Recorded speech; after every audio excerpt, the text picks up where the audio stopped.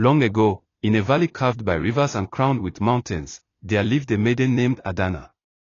She was beautiful in a way that unsettled the earth itself. Her skin shimmered like morning dew on bronze clay, her eyes carried the calm weight of deep waters, and her smile could silence arguments in the market square. But her beauty was not what people remembered most, it was her refusal. From her 16th year, suitors came from across kingdoms, warriors who carried lion skins and spears, chiefs' sons who wore beads of gold, wealthy traders with their caravans of salt and kola. They brought gifts, bracelets of ivory, anklets of brass, gourds of palm wine so sweet the air itself grew heavy with it. Each one she turned away.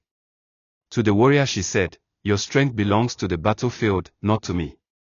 To the rich trader she said, "Your gold cannot keep my heart warm at night." To the chief's son she whispered, "Crowns are heavy. I do not wish to bow beneath one." At first, the villagers laughed, saying she was young and had time. But as the years passed and her refusals continued, laughter turned to murmurs.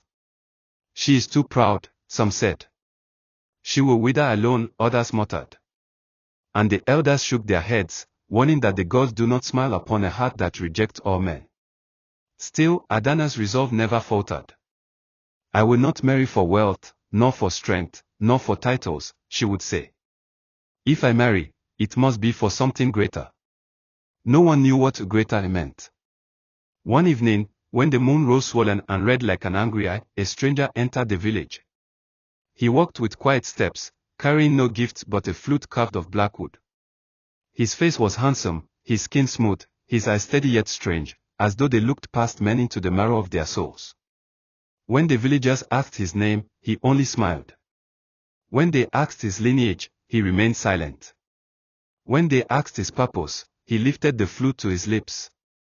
The sound that poured out was not music, but a spell. It called through the air like smoke, wrapping itself around the trees, the river, the very breath of the people. Babies stopped crying. Dogs fell silent. The crackle of the fire hushed. Even the stars seemed to lean closer, listening. And Adanna's heart stirred. She had turned away the strongest, the richest, the most powerful. But this man, who carried only a flute and a silence heavy with mystery, made her chest ache in a way she had never felt. When the song ended, he spoke at last. His voice was low, deep, and layered, like many voices speaking as one. "Adanna," he said, though she had not told him her name, "will you walk with me?" And before the stunned eyes of the village, Adanna, who had said no to kings and warriors, whispered, "Yes." The wedding was swift. The villagers, though uneasy, dared not oppose. They feasted under the red moon, though the laughter was thin, and the music sounded hollow. The stranger danced with Adanna, his movements too graceful, too fluid, like shadows flickering in firelight. When the night ended, he led her away. Some swore his feet did not touch the earth. Others said the ground grew cold where he walked. At first, life seemed ordinary. Adanna was radiant, her smile softer, her laughter quieter but fuller. Yet the villagers noticed strange things.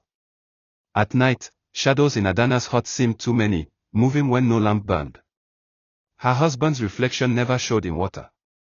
The food he touched soured. Dogs growled when he passed. And then, the sickness came. Cattle collapsed in the fields, their eyes rolling white. Chickens died in silence, feathers stiff. Children grew pale, coughing without end, their small bodies burning with fevers no herbs could cool. The healer's charms failed.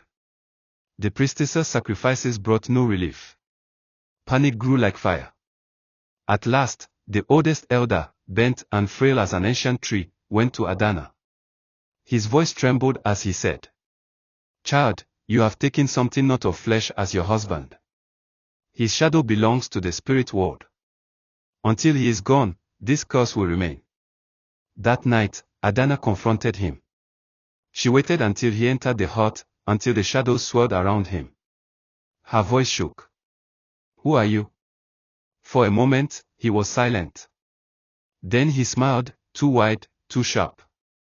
His handsome face rippled, melting like wax before fire. What stood before her was tall, cloaked in shadow. His eyes were hollow pits that seemed to breathe. His mouth stretched into an endless grin, lined with teeth too many, too long. And his voice was not one, but many. I am he who waits between the worlds. The suitors you rejected were of flesh. I am not. You longed for something greater. And so, I came. Adanna staggered back, her heart pounding. But I love you, she began, tears choking her. Then you love the grave, the spirit said, his voice like wind through bones.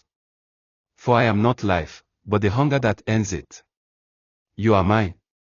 Her scream tore through the night, but outside, no one heard. At dawn, her heart was empty. No trace of Adanna remained. Only her scarf lay on the ground, soaked in dew. The plague lifted soon after. Children rose from their fevers, cattle stood, chickens clucked. Life returned to the valley. But the people carried scars of fear. At night, they whispered that Adanna had been taken into the spirit world, her beauty the law that opened the door. From then on, mothers warned their daughters. Do not spurn every man, lest the spirit hears and comes for you. And when the moon turned red, and the wind carried faint strains of a black flute, villagers barred their doors, whispering. Adanna walks with him still, the spirit groom, wandering the paths between worlds. Her story became a legend, a tale told by firelight to keep pride in check and to remind awe. Beware what you reject. Beware what you desire. For even the spirits listen.